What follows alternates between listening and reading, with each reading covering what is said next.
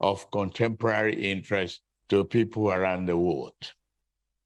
Excellencies, distinguished ladies and gentlemen, it is time again for Nigeria to go to the polls to elect the next set of leaders. The national election, which will take place in the first quarter of 2023, can be considered as especially significant in Nigeria's quest for democratic consolidation. The 2023 election will be taking place on the back of almost 25 years of unbroken civilian rule. That's a record.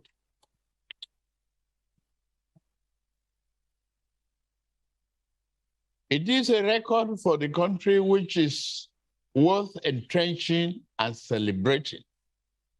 Every election, wherever it is held, is important to the people or entity directly concerned. It is also important to the global democracy community as well. Equally, there are also countries whose elections, on account of their weight and influence, carry wider implications beyond their immediate geographical boundaries. Nigeria is one of such countries. One area where the government of the All Progressive Congress, APC, distinguished itself is election management. Today, elections are more credible than ever since the return of democracy since 1999. Recent statutory engagements, enactment, and allowing the use of technology, the tools for the accreditation of voters and transmission of results, will deliver the fairest and freest election in our nation's history. This is particularly important because the next president of Nigeria, we have some tough choices to make and will not be able to do so with questionable electoral mandate. Ballot security and election violence are areas where there is cause for concern. There is an emerging trend of attacks against the personnel and infrastructure of the Independent National Electoral Commission in part of the country. At the same time, political conversations on social media have become more laced with violent rhetoric and threats of violence, retaliation against those opposing, perceived as opposing partitions. I stand firmly against all forms of electoral violence and intimidation.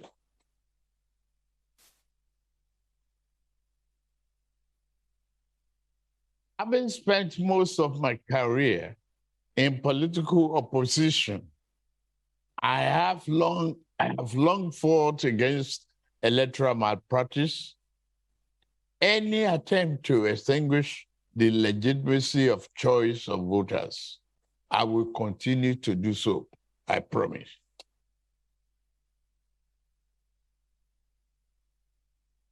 I hereby urge all my fellow contestants in this election to do the same. Let the sovereign will of the people decide the path of our nation.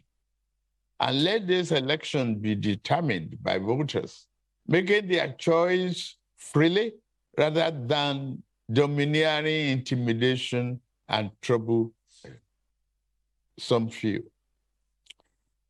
Indeed, there's more than a passing interest in Nigeria.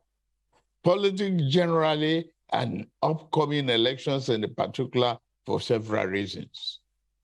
For one, as Africa's most populous country and the continent's largest economy, It is generally acknowledged that fortunes of the African continent, and indeed the Black race, is tied directly to the health of Nigeria.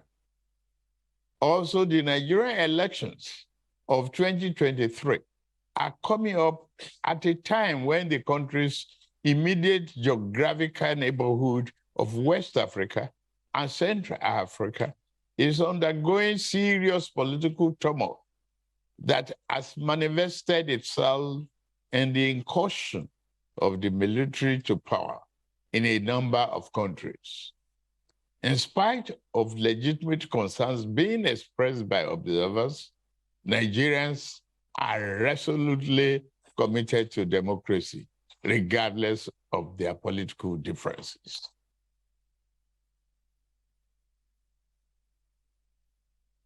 At the best of times, and with reference to its foreign policy orientation since independence in 1960, and since the end of its civil war in 1970, Nigeria has always crafted its domestic national security and economic development policies with some strategic foreign policy imperatives in mind.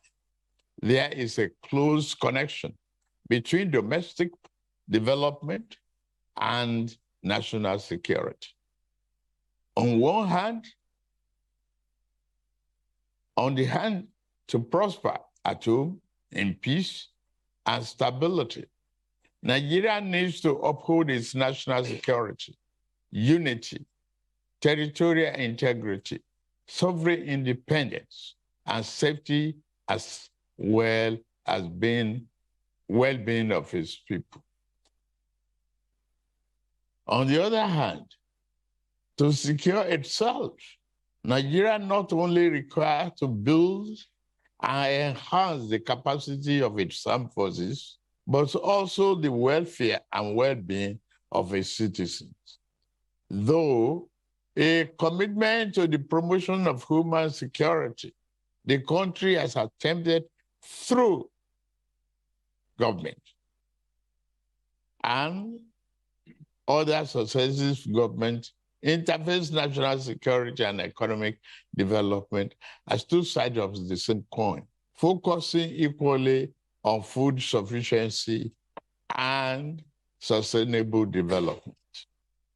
Nigeria shares direct land borders with 4 African countries, with whose people Nigeria also share historical and cultural affinities. This effectively means that the relationship between Nigeria and its immediate neighbors is such that it's more than just a geographical expression. To be fully secured at home, Nigeria has always believed it must be the brother's keeper. It was out of this understanding that African Premier Regional Economic Community, the ECOWAS, was established in 1975. Uniquely, ECOWAS had embedded in its mandate the promotion of regional economic integration as good in its own right, and in addition, understood sub-regional peace and security. I am convinced, as I am sure of most of us are, that the broad principle that enabled successive Nigerian government to interface development and security and established an organic link between the national security and economic development with regional peace and prosperity is both impeccable and remains relevant. It is an approach which I commit myself to upholding and advancing, I promise you.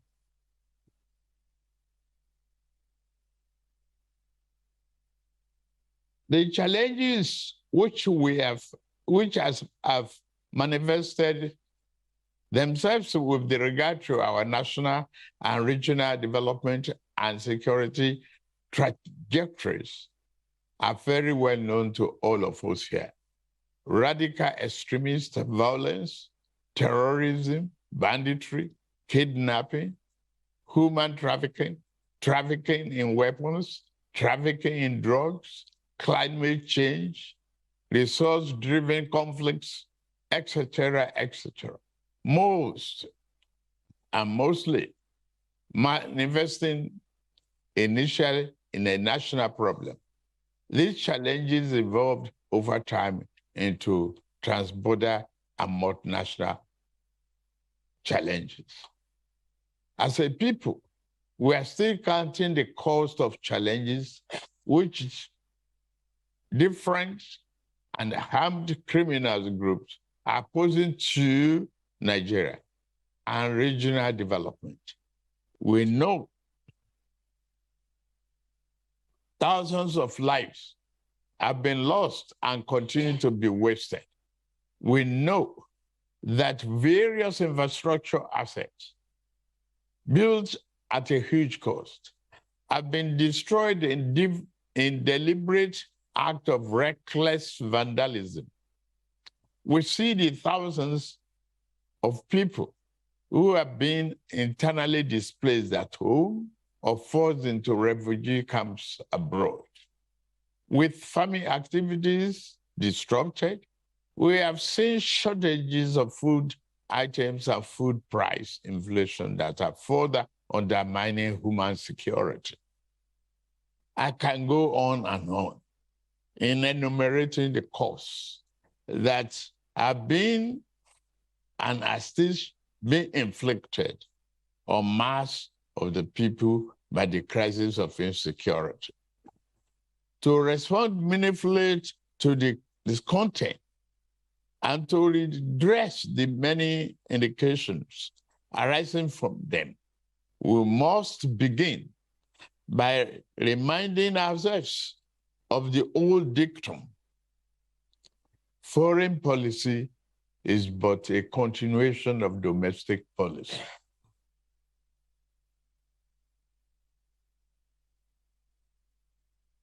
As a first step, we must recalibrate domestic policy in order to revamp the foundation on which our need to pursue human security rests. At one level, this will mean the pursuit with the renewed vigor of growth-promoting employment, creating, and poverty eradication policies at home, as outlined in my renewed Hope 23. That is the action plan for a better Nigeria as adopted by my political party.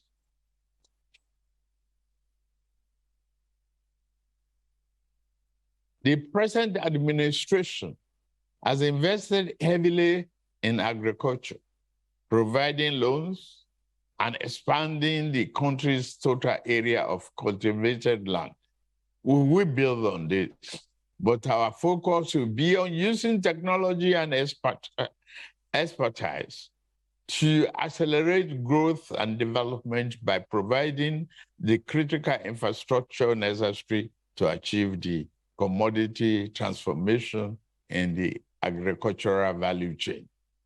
Roads, rail, access to ports, the storage and infrastructure are what we require to radically transform the agricultural sector and increase its value to the nation, provided this be the area of our focus so that the full potential of our agroeconomy can be achieved and we can reap the benefits in jobs, improved economy, opportunities, and increased prosperity.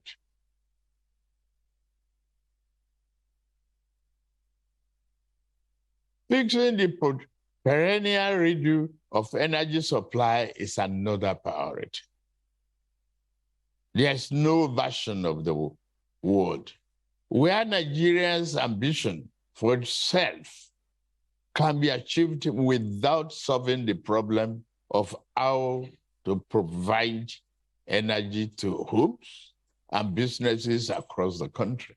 It is time to recognize that the centralized approach to energy policy infrastructure is not an optimal arrangement, and it is unlikely to improve by mere tinkering around the sides. The federal government, as regulator, an operator, and the price fixer, is a broken model.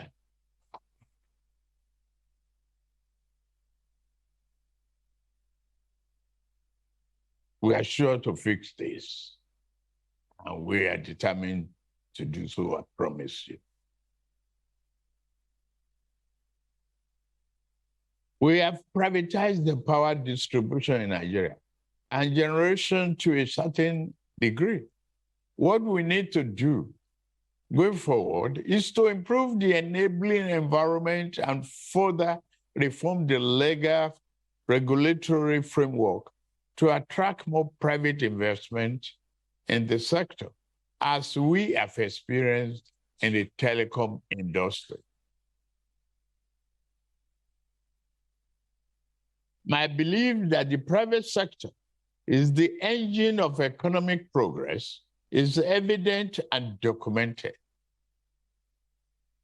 However, fundamental flaws with the basic design of our national economy impede the private sector from playing the role it ought to and adding the value it is capable of doing.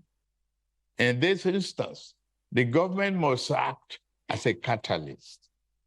We shall do this on all fronts. We will address the conflict between monetary and fiscal policies. Budgeting will be based upon the projected spending level needed to push the real annual growth rate above 7%. We will reduce the unemployment rate so that we can double the economy in 10 years.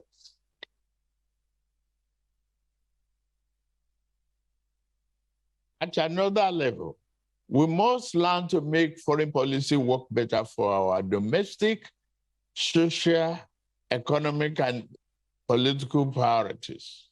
To do so, our foreign policy apparatus will need to be renewed to take full advantage of global initiatives and processes that work for us and tally with our domestic priorities.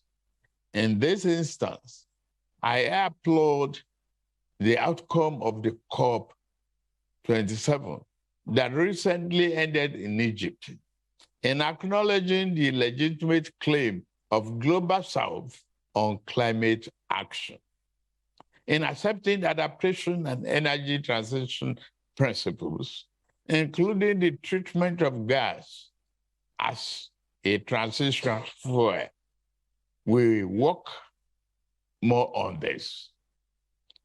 We will work to accelerate investment in gas production, and we are committed to enhancing domestic and global energy security.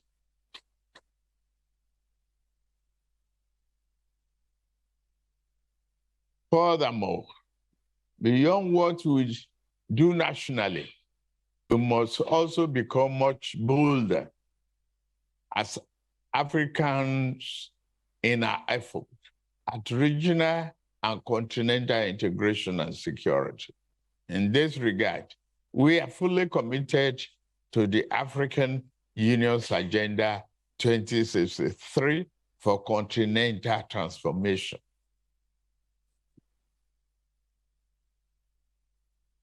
Amidst the changes taking place in the global order, the primary duty of leadership in Nigeria, and I dare say all Africa, is how within a vision of national development and security, that is human-centered, not foreign policy that is crafted to fit the priorities of rebirth and accelerated progress. This is the task to which my colleague and I have committed ourselves as part of a broader project of leveraging our national assets and natural endowment to nurture and to project a renewed Nigeria that will be responsive, and respected driver of prosperity and harmony in Africa around the world.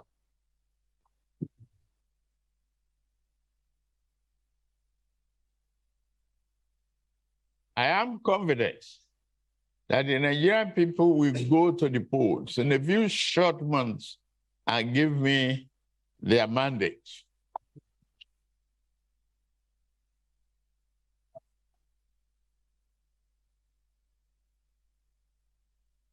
I'm ready to lead and govern the country. I will return here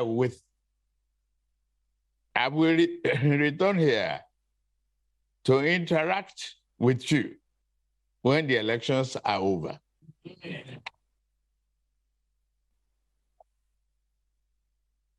I will come, not with a long list of priorities for the future, but with a plan for the collaboration and the best interests of the country. I love the country I love and dedicate myself to for a lifetime. I hope you will receive me then as gracious as you have today.